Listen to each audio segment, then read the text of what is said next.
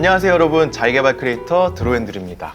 저를 믿고 저의 첫 자기계발 키트를 구매해주신 모든 분들 너무너무 감사합니다. 여러분들의 새해가 저의 자기계발 키트를 통해 더욱 설레이고 행복하기를 응원하겠습니다. 여러분, 플래너와 다이어리를 왜 쓸까요? 저는 생산성을 높이기 위해서 씁니다. 생산성을 높이는 것에 대해 이야기할 때 많은 사람들은 어떻게 더 많은 업무를 처리하고 더 많은 시간을 일할 수 있는지에 집중합니다.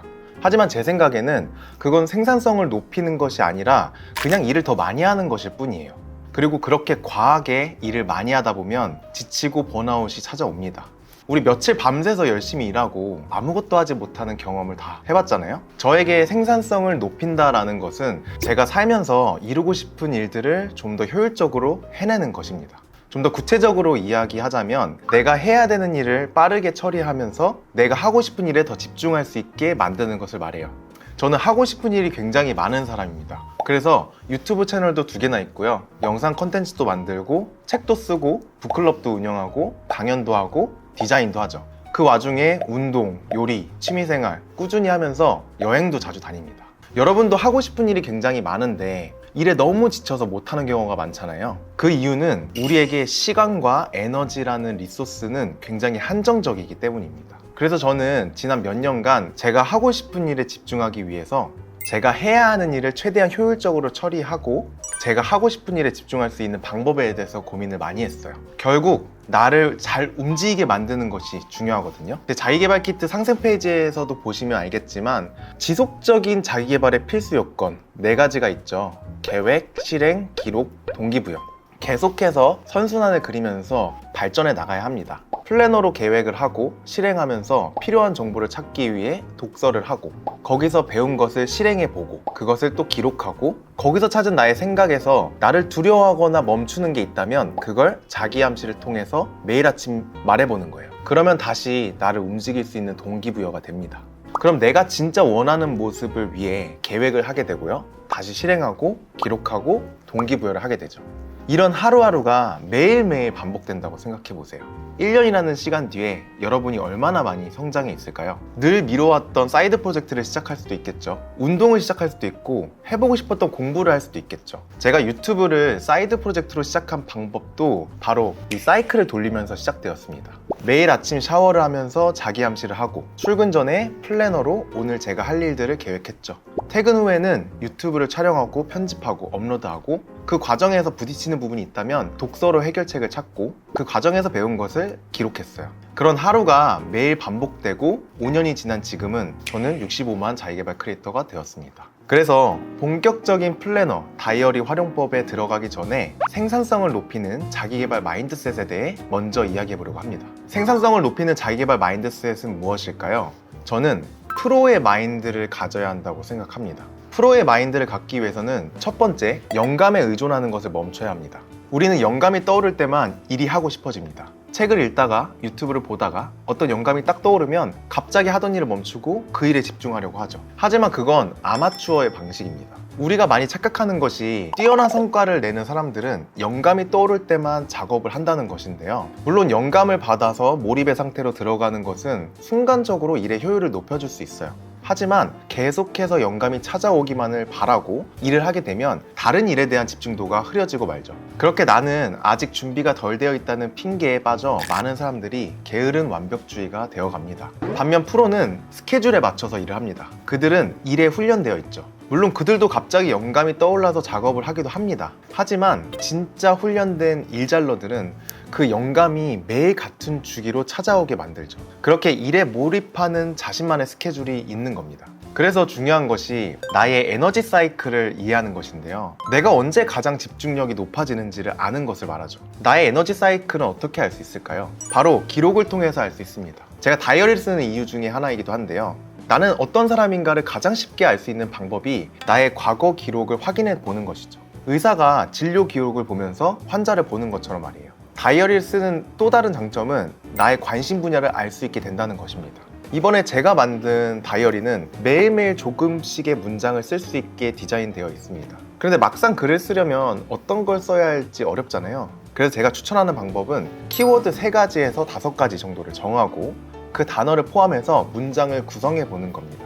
내가 오늘 본 것, 생각한 것, 해낸 것, 먹은 것, 만난 사람 등 가볍게 써내려가다 보면 그게 쌓이고 쌓여서 나를 알게 되는 아주 좋은 도구가 돼요. 또한 내가 오늘 고민한 것, 걱정한 것, 부정적인 생각이나 혹은 나를 두렵게 하는 것들도 솔직하게 적어보세요. 그걸 알아야 내가 어떻게 나를 동기부여할지, 어떤 계획을 세워야 할지, 그리고 언제 실행을 해야 될지 알게 되는 겁니다. 이렇게 기록을 통해 하루 중 내가 가장 창의적인 시간, 가장 집중력이 좋은 시간을 알아보는 겁니다. 프로들은 그것을 잘 이해하고 그 시간에 자신의 일정을 맞추는 거죠. 따라서 제 주변에 있는 많은 크리에이터들은 대부분 컨텐츠 업로드 주기가 정해져 있어요. 그들은 영감이 찾아오기를 하염없이 기다리지 않아요. 그들은 자신의 일에 일정을 맞춰 관리합니다. 그들이 직접 영감을 찾아가는 거죠. 크리에이터뿐만 아니라 많은 성공한 사람들, 그들이 자신만의 루틴이 있고 일하는 시스템을 가지고 있는 것도 같은 이유입니다. 아마추어는 그들이 영감이 떠오를 때 또는 의욕이 생길 때만 일을 하려고 한다고 말씀드렸죠.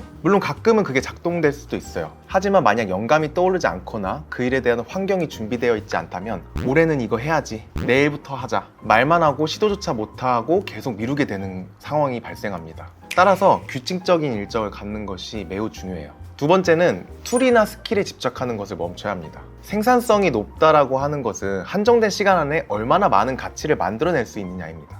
우리는 여기서 한정된 시간이라는 것에 집중해야 돼요. 저도 생산성에 관심이 많아서 여러 강의를 찾아봤는데 거의 대부분 그 생산성 툴이나 스킬에 집착하는 내용들이었어요. 내가 일정을 작성해 놓으면 다른 앱과 연동되고 알림을 주고 위치 정보를 공유해서 이동하는 시간까지 계산해주고 따로따로 컬러로 레이블할 수 있고, 하지만 실제로 제가 제 일에 적용하려고 했을 때 그 수많은 툴과 스킬들이 모두 필요하지 않다는 걸 알게 됐어요. 오히려 너무 많은 툴을 쓰고 너무 많은 스킬들을 알다 보니 정작 내가 업무를 처리하는 시간보다 그 툴을 배우고 사용하는 데 더 많은 시간을 쓰고 있다는 것을 알게 됐죠. 그래서 저는 일정 관리 툴로 플래너 하나만 사용합니다. 디지털 방식의 캘린더 앱도 사용할 수 있지만 제가 굳이 종이 플래너를 사용하는 이유가 있는데요. 첫 번째는 리추얼입니다. 매일 아침 같은 시간에 같은 장소에서 플래너를 펼치고 내가 오늘 해야 하는 일을 확인하고 정리하는 거죠. 이번에 제가 만든 플래너는 나의 1년 목표와 액션 플랜을 적을 수 있는 공간이 있습니다. 그리고 그 목표에 맞게 필요한 자기암시 문장을 적을 수 있는 페이지가 있는데요. 이를 통해 내가 이루고자 하는 목표를 매일 아침 확인하고 하루를 또다시 열심히 시작하는 원동력으로 만들 수 있어요. 두 번째는 디지털 디톡스입니다. 아무래도 스마트폰에는 저희를 유혹하는 것들이 넘쳐나죠. 스케줄을 보려고 스마트폰을 확인했다가 다른 앱에 시간을 뺏기는 일이 발생하잖아요. 세 번째는 필터링입니다. 플래너로 일정을 관리하면 불편한 것이 하나 있는데 늘 플래너를 지니고 있어야 한다는 겁니다. 하지만 그로 인해 장점은 순간의 감정으로 쉽게 일정을 잡는 일을 멈출 수 있어요.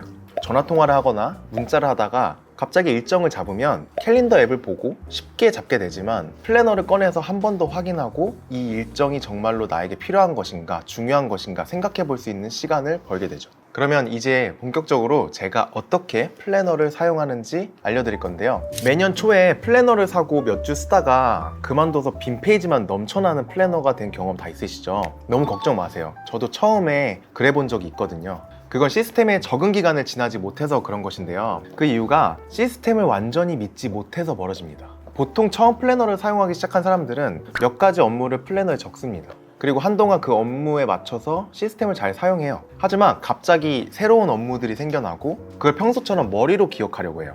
혹은 그냥 아무 노트나 포스트잇에다 적어서 모니터나 책상 위에 붙여놓고 일을 하죠. 그렇게도 충분히 일은 가능하니까요. 하지만 여기서 문제가 발생합니다.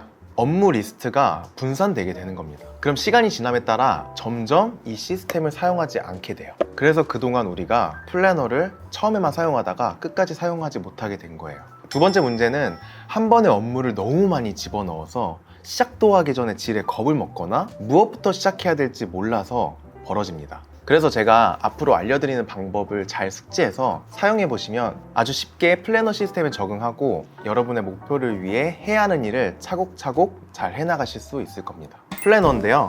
먼저 플래너 맨 앞에 여러분의 이름을 적어주세요. 닉네임도 좋고 본명도 좋아요. 그리고 다음 페이지에는 여러분의 올해 목표하는 바를 3개 정도 적어주세요. 저는 에세이 출간하기, 100만 유튜버 되기, 드로앤드루 팝업 스토어 열기 이렇게 설정했습니다. 그러면 그 아래 먼슬리 플랜을 세워봅시다. 여기서 주의할 점은 목표와 계획의 차이를 잘 아셔야 돼요. 목표는 내가 바라는 일이고요. 계획은 내가 실제로 해야 하는 일입니다. 간혹 계획에다가 3월까지 구독자 10,000명 이렇게 적기도 하는데 그건 목표지 계획이 될 수 없어요. 내가 구독자 10,000명이 되기 위해서 직접 해야 되는 일을 적는 겁니다. 저는 이렇게 썼습니다. 저는 에세이 출간하기라는 목표를 위해서 1월에 기획 미팅을 할 거고요. 2월부터 5월까지 글을 한 달에 4개씩 쓸 겁니다. 그리고 6월에 중간 미팅이 있고요. 그리고 글을 4개 쓰고 11월까지 글을 매달 4개씩 쓸 거예요. 그리고 12월에 최종 원고 마감을 할 겁니다.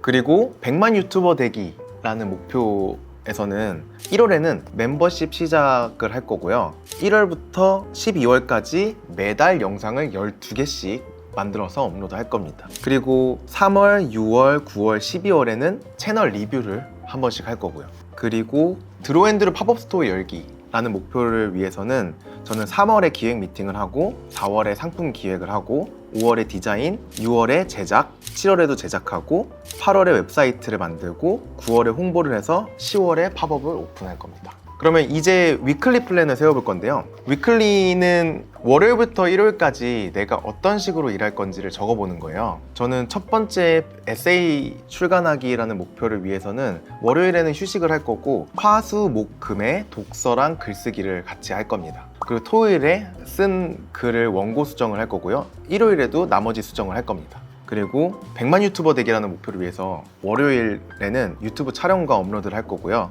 그리고 화요일에 편집, 수요일에 업로드, 목요일에 편집, 금요일에 미팅이랑 업로드, 그리고 토요일에 리서치를 할 거고 일요일에는 기획과 썸네일을 제작할 겁니다.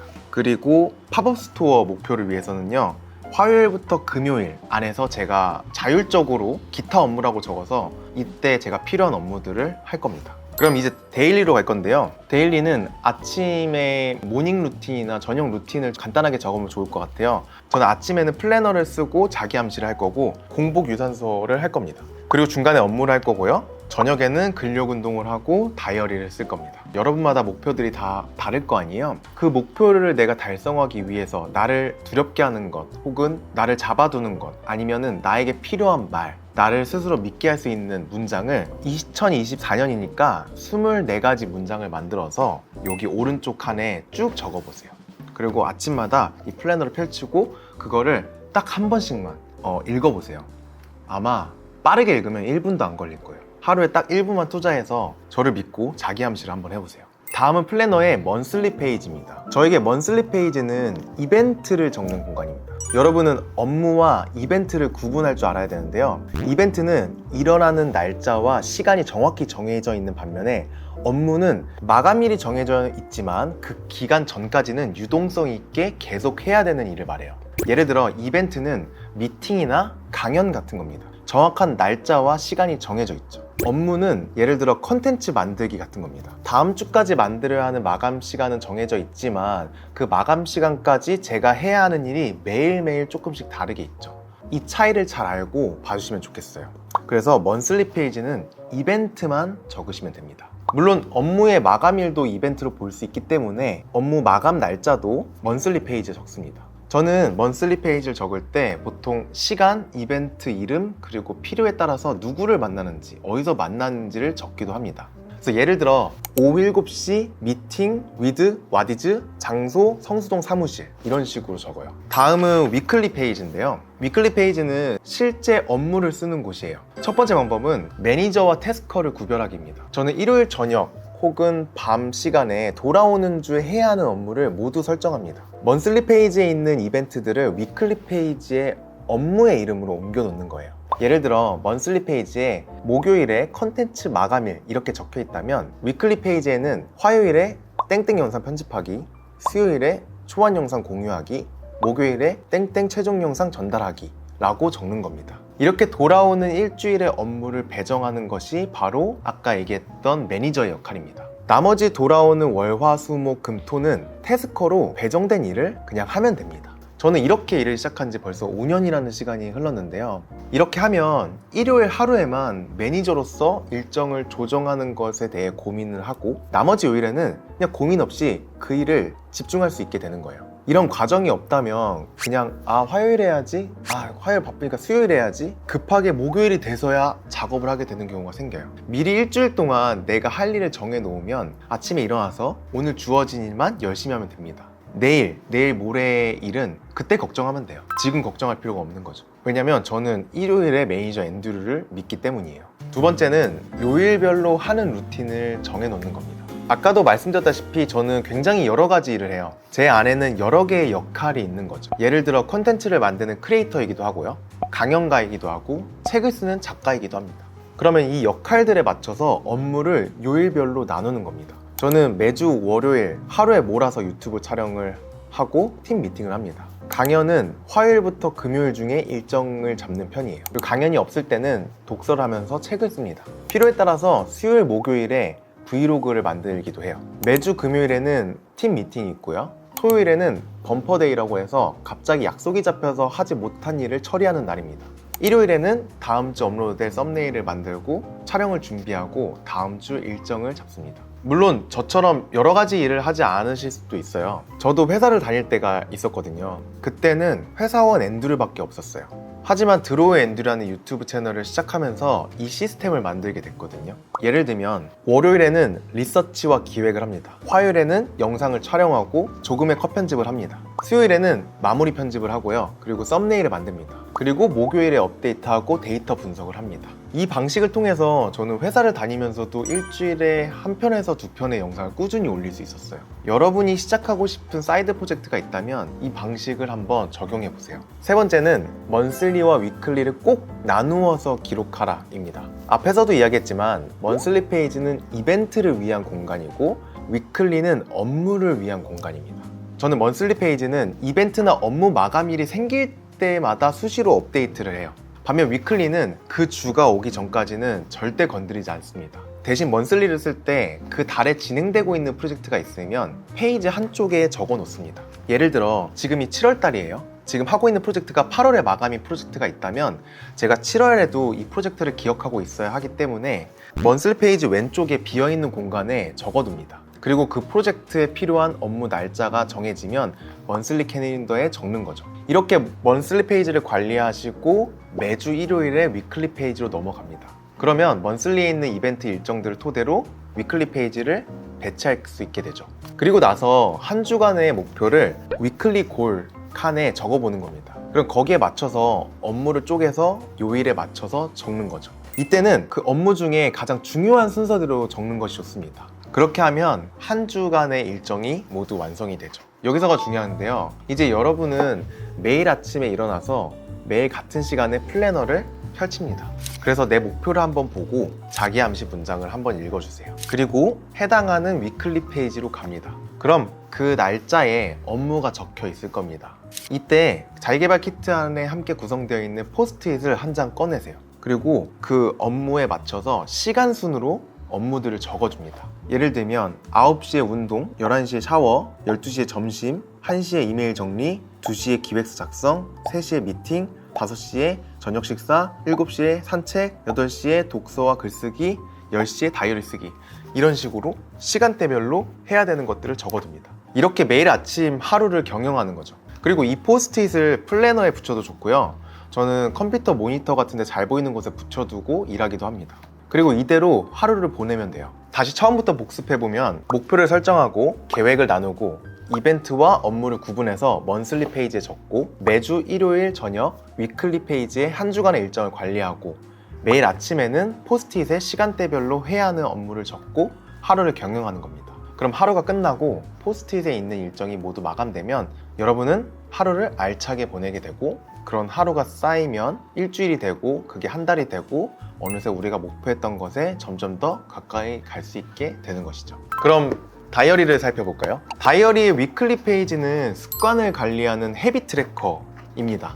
여기에는 여러분이 만들고 싶은 혹은 고치고 싶은 습관을 적어보세요. 예를 들어서 근력 운동, 유산소, 식단 관리, 독서하기, 음주 줄이기, 만들고 싶은 습관과 고치고 싶은 습관을 다른 색으로 표시해 주세요. 그래서 저는 음주 줄이기는 다른 색 볼펜으로 적었습니다. 그리고 그날그날의 점수를 매겨서 기록해 보는 겁니다. 먼슬리 페이지의 칸마다 5개의 줄이 있잖아요. 그럼 여기에 색깔 펜으로 내 점수에 맞춰서 그래프를 그려보세요. 그럼 한 달이 다 지났을 때 이 페이지를 보면 그래프처럼 내 습관이 얼마나 잘 관리되어 있는지 알 수 있을 거예요. 그럼 뿌듯한 마음이 들 수도 있고 반성하는 마음이 들 수도 있겠죠. 다음은 데일리 페이지입니다. 이곳은 일기를 쓰는 공간인데요. 제가 앞에서 이야기한 것처럼 키워드를 3개에서 5가지 적어보세요. 그리고 가벼운 마음으로 그냥 생각나는 대로 글을 적으면 됩니다. 내가 완벽한 문장에 완벽한 글을 적으려고 하지 말고 여러분들이 배설을 하듯이 의식의 흐름대로 적어주시면 됩니다. 절대 글 쓰는데 너무 부담 갖지 마세요. 가벼운 마음으로 편하게 있는 그대로 적으시면 됩니다.